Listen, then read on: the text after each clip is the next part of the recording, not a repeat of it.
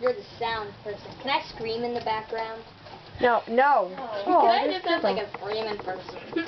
We were really excited to use these little bits, and we started our project by experimenting with all these little bits.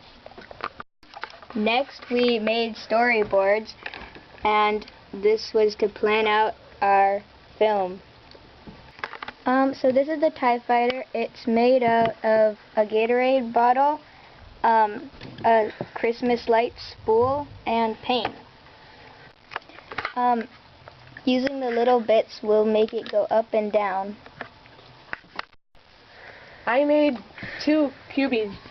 One is Obi-Wan and the other one is Darth Maul. I was in charge of making the sound. I have the droid noises. And then I made the servo motor for R2.